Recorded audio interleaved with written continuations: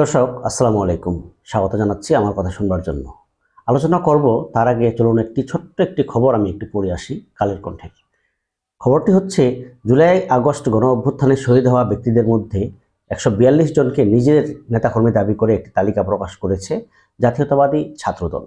সম্প্রতি সংগঠনটির পক্ষ থেকে এ তালিকা প্রকাশ করা হয়েছে। প্রকাশিত তালিকায় 54 নম্বরে গুলশান কমার্স কলেজ থেকে এইচএসসি পরীক্ষা দেওয়া শিক্ষার্থী মোহাম্মদ রায়হানের তথ্য রয়েছে।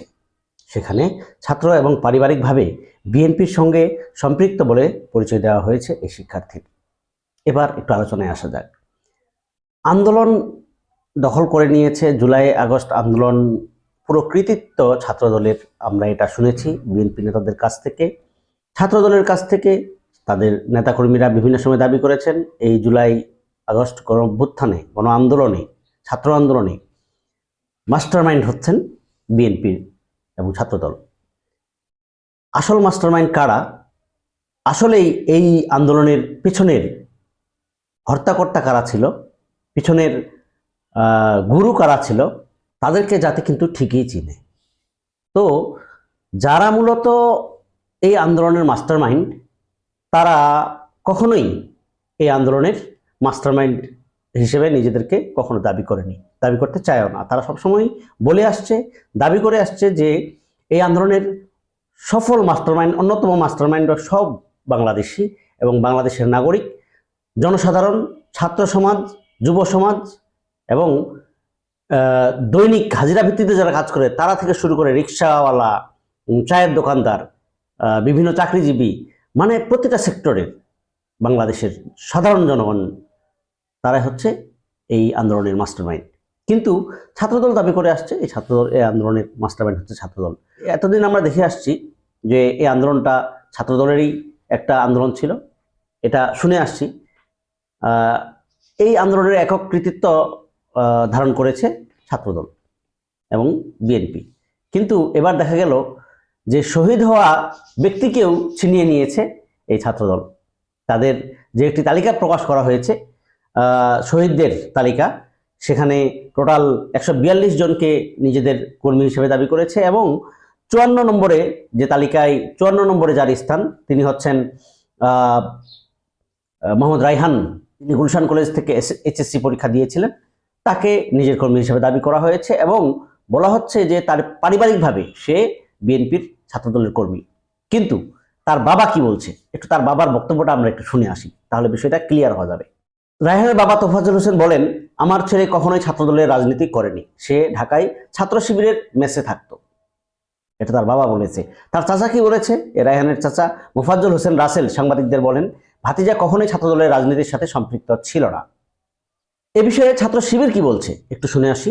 ছাত্র শিবিরের কেন্দ্রীয় প্রচার সম্পাদক সাদেক আবদুল্লাহ সাংবাদিকদের বলেন, ছাত্রদলের শহীদদের তালিকায় 54তম শহীদ রায়হান বাড্ডা দক্ষিণ থানা ছাত্র শিবিরের সাথী প্রার্থী ছিল। তার মানে শিবিরের যে কয়েকটি ধাপ রয়েছে, সাথী সদস্য, তার আগে কর্মী, সমর্থক, তো এই ধাপগুলো পার হওয়ার বিশেষ যোগ্যতা থাকতে হয়। বিশেষ যোগ্যতা যদি থাকে তাহলে ওই ধাপগুলো পার হওয়া যায়। প্রথমত একজন সমর্থক হিসেবে, তারপরে কর্মী হয়, কর্মী থেকে তারপরে তার বেশ কিছু সিলেবাস আছে, বেশ কিছু বই পুস্তক আছে, বেশ অনেকগুলো টার্মস কন্ডিশনস আছে, নামাজ থেকে শুরু করে মানে নামাজ মিস হওয়া যাবে না, এরকম নানানমুখী বেশ কিছু শর্ত আছে। এই শর্তগুলো ফুলফিল হলেই দেন হচ্ছে তাকে সাথী হিসাবে ঘোষণা করা হয়, সাথী প্রার্থী হিসাবে বা সাথী হিসাবে ঘোষণা করা হয়, তারপরে হচ্ছে সদস্য। এই রকমই যতটুকু জানা যায়। তো এই রায়হান মূলত ছাত্র শিবিরের সাথী প্রার্থী ছিল এবং বৈঠাখালী উপশাখা সভাপতি ছিল। বৈঠাখালী যে একটা উপশাখা রয়েছে, এই উপশাখার সভাপতি ছিল।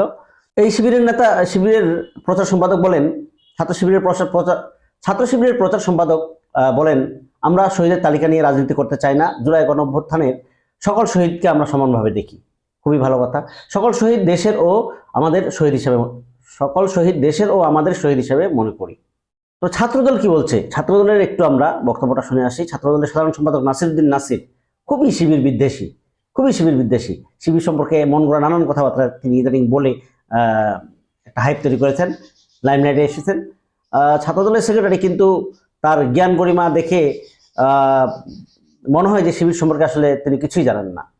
তো এর আগে যেমন বলেছিলেন যে শিবিরের কমিটি হয়েছে, এটা লোক দেখানো, এটা আসলে জাস্ট শো অফ করা, তাদের কমিটি আগে থেকে নির্ধারিত হয়ে থাকে, এই কমিটি আসলে লোক দেখানো কমিটি, এইরকম কিছু কথাবার্তা বলেছিল আর কি।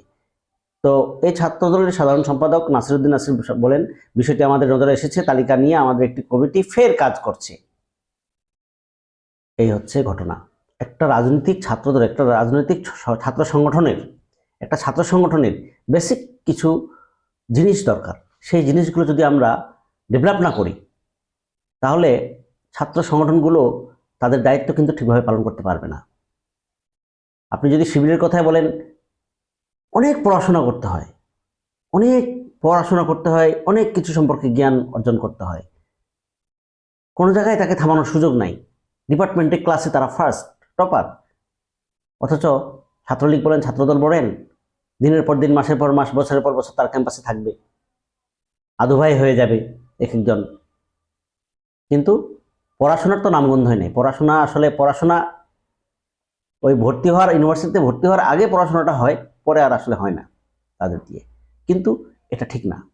আমাদের পড়াশোনার যে চর্চাটা, সেটা চালিয়ে যেতে হবে, ডিপার্টমেন্টে সেরা হতে হবে এবং ছাত্র হিসেবেও সেরা হতে হবে।